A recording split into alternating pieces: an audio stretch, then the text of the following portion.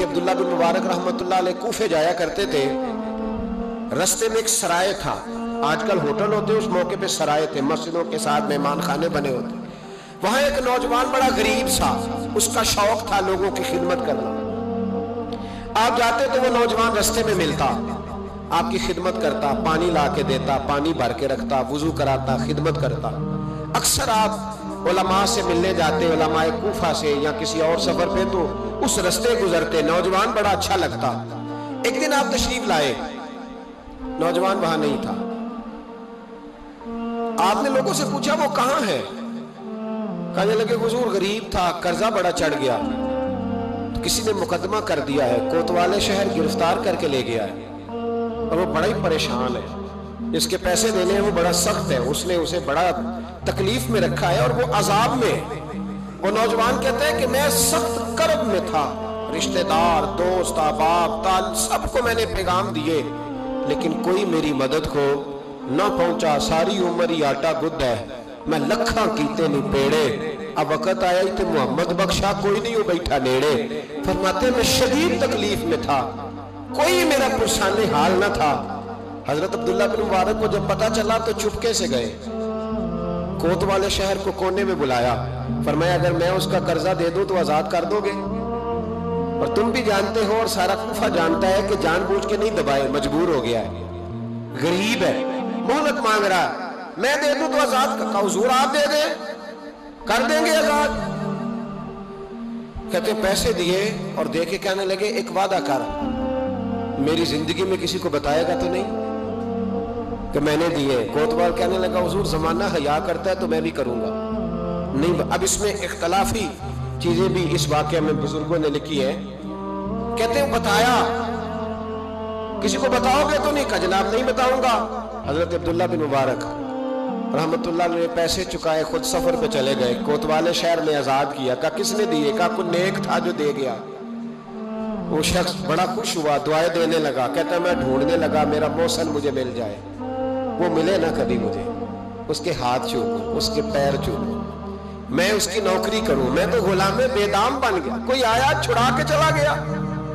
کہتے میں ڈھونڈنے لگا پر وہ ملتا ہی نہیں. بڑا ڈھونڈا، بڑا تلاش کیا.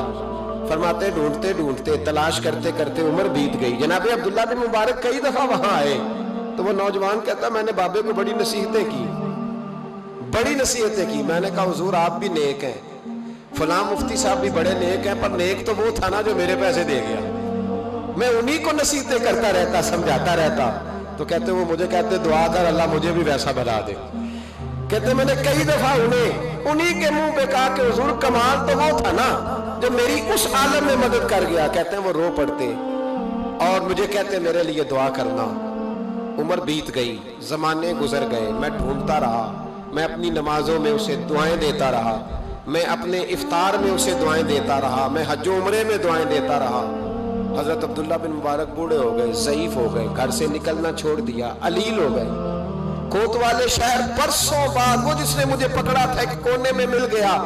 میں نے کہا تجھے خدا کی عزت کا واسطہ مجھے بتا دے میرا محسن کون ہے. تو کہنے لگا اس نے مجھے کہا تھا زندگی میں نہ بتانا.